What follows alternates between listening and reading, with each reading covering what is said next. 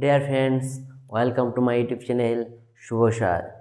আজকে আমরা যে সেকেন্ড সেমিস্টার 11-এর চতুর্থ অধ্যায় বচনের বিরোধিতা সেই চ্যাপ্টারটা বিশদে আলোচনা করব। তার পার্ট 1, পার্ট 2, পার্ট 3 যাতে লং না হয়। যদি এই কোয়ালিটিটা কম মনে হয় ভিডিওর, তাহলে তোমরা সেখানে একটা গল সেটিংসের বোতাম দেখছো কোণে, দেখো সেখানে গিয়ে কোয়ালিটিতে গিয়ে অ্যাডভান্সে গিয়ে বাড়িয়ে নিও কোয়ালিটিটা, ঠিক আছে? আর ভিডিওটি যদি ভালো লাগে বন্ধুদের সঙ্গে অবশ্যই লাইক শেয়ার করো। চলো, আজকের ভিডিও হলো বচনের বিরোধিতা। তাহলে আমরা পয়েন্ট করছি বচনের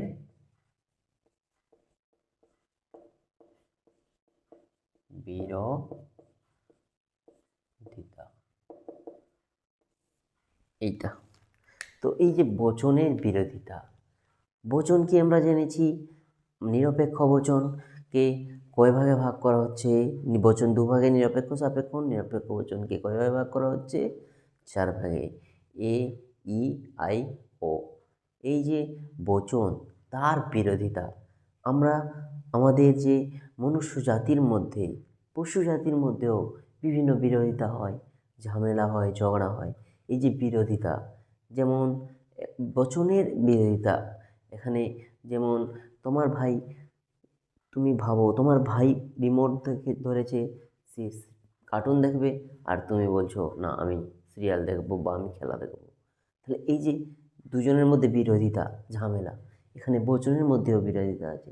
যেমন এ বচন বলছে সকল মানুষ হয় মরণশীল, ই বলছে কোনো মানুষ নয় মরণশীল। এই যে বিরোধিতার সম্পর্ক দুটি বচনের মধ্যে, এটাই হচ্ছে বচনের বিরোধিতা। চলো এর সুনির্দিষ্ট যুক্তিবিজ্ঞান সহকারে সংজ্ঞাটা দেখে নিই। বচনের বিরোধিতা যে সংজ্ঞাটা হচ্ছে, একই উদ্দেশ্য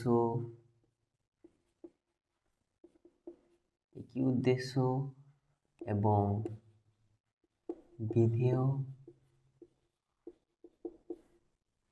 যুক্ত দুটি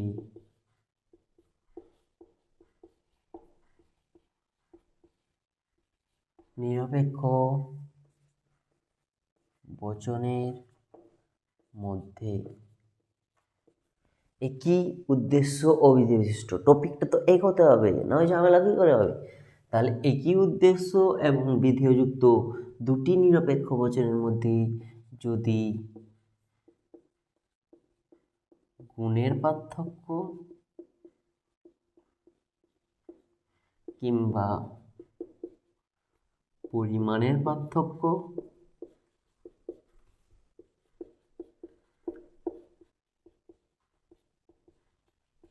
কিংবা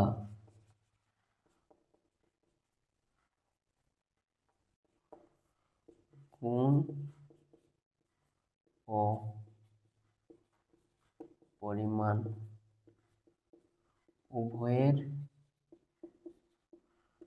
পার্থক্য থাকে, তাহলে সেই বচন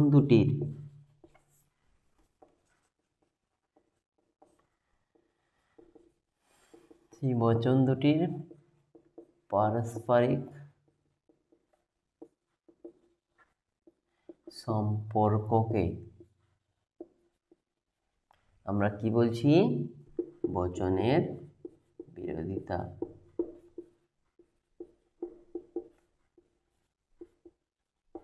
ক্লিয়ার? আবার বুঝিয়ে দিচ্ছি।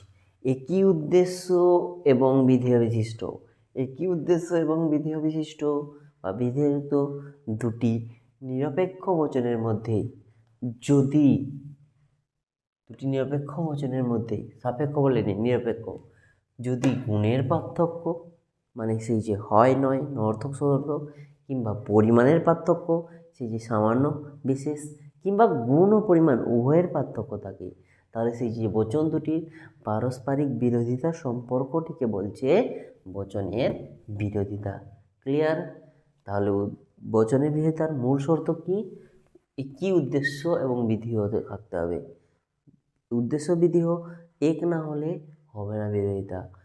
যখন তুমি টিভি দেখছো, বললাম একটু আগে উদাহরণ, যদি কেউ জল খেতে চায় তাহলে কি তোমার বিরোধিতা হবে? যদি কেউ টিভি দেখতে চায় অন্য কিছু তাহলে বিরোধিতা হবে। তাই জন্য একই উদ্দেশ্য এবং বিধেয়যুক্ত দুটি নিরপেক্ষ বচনের মধ্যে যদি গুণের পার্থক্য কিংবা পরিমাণের পার্থক্য এবং গুণ ও পরিমাণ উভয়ের পার্থক্য থাকে তাহলে বচন দুটির যে বিরোধিতা তাদের পারস্পরিক সম্পর্কে বচনের বিরোধিতা বলে। ক্লিয়ার? এখন দেখো আমি প্রত্যেকটা কত সুন্দর করে বুঝিয়ে দিচ্ছি। তাহলে বচনের বিরোধিতাকে কয় ভাগে ভাগ করা হয়? প্রকারভেদ। কি থাকছে তারপরে? প্রকারভেদ। বচনের বিরোধিতাকে 4 ভাগে ভাগ করা হয়।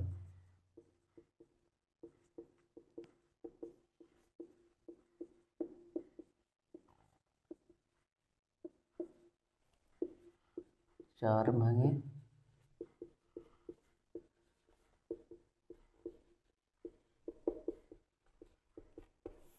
यथा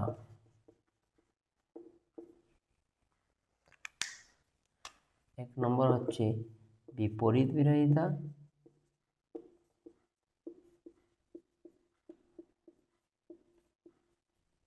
দু নম্বর হচ্ছে অধীন বিপরীত বিরোধিতা,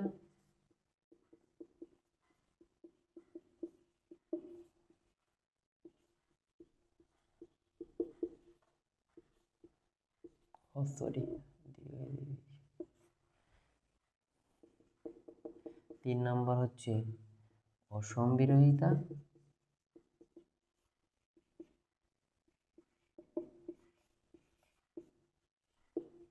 চার নম্বর হচ্ছে বিরুদ্ধ বিরোধিতা।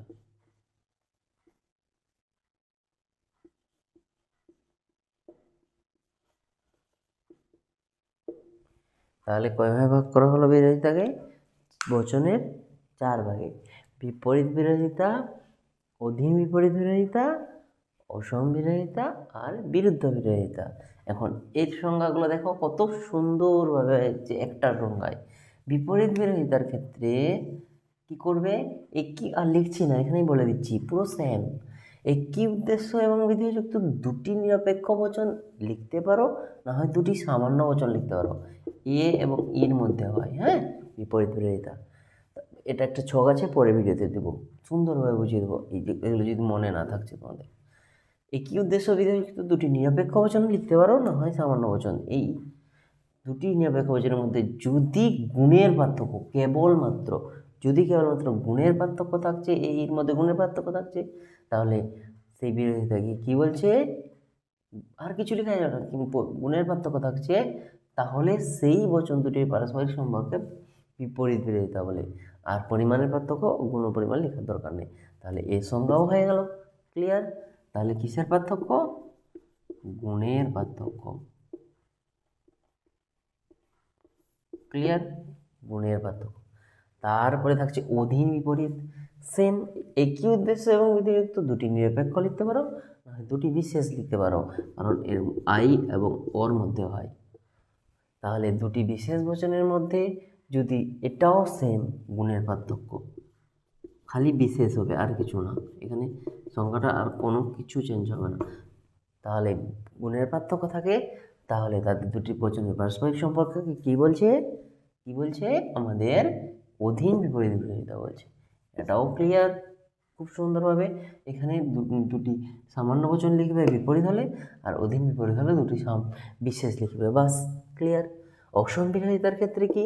অসম বিরোধিতার ক্ষেত্রে পরিমাণের পার্থক্য থাকে, জোড়া হয়। এটা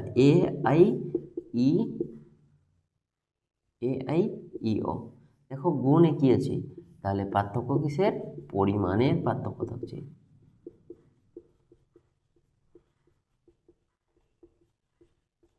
পরিমাণের পার্থক্য থাকছে।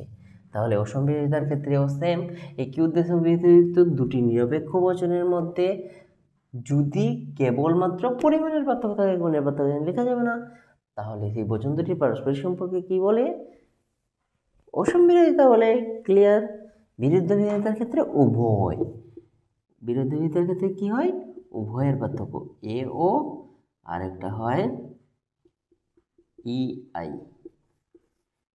তাহলে এটা কি? উভয় পার্থক্য, গুণ পরিমাণ উভয়েরই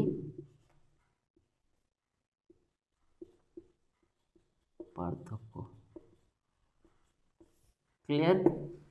এটা উভয়ের পার্থক্য থাকছে, তাই এখানে লিখবে একই উদ্দেশ্য ও বিধেয় বিশিষ্ট দুটি নিরপেক্ষ বচনের মধ্যে যদি উভয়ের অর্থাৎ গুণ পরিমাণ উভয়ের পার্থক্য থাকে, তাহলে সেই বচন দুটি পারস্পরিক সম্বন্ধকে বলছে বিরোধিতা। ক্লিয়ার?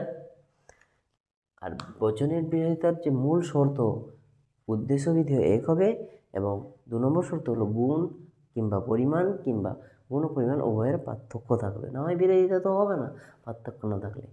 আজকে ভিডিওটা এই পর্যন্ত। অবশ্যই তোমরা স্ক্রিনশট করে নিও। একটা সংখ্যায় আমাদের কটা সংখ্যা হয়ে গেল দেখো পুরো। যদি বুঝতে না পারো বারবার ভিডিওটা দেখো, অবশ্যই বুঝতে পারবে। এটা গুণের পার্থক্য থাকছে শুধুমাত্র, আর এটা গুণ গুণ এটাও গুণ, কিন্তু এর বিশেষ বচন, এটা সামান্য বচন, এটা পরিমাণের পার্থক্য, এটা গুণ পরিমাণ উভয় পার্থক্য। তাহলে ক্লিয়ার হয়ে যাবে সংখ্যাগুলো খুব সুন্দরভাবে। একটা সংখ্যায় অতগুলো সংখ্যা মুখস্থ হয়ে যাবে, আর বাকি এক্সট্রা সংখ্যা মুখস্থ করতে হবে না।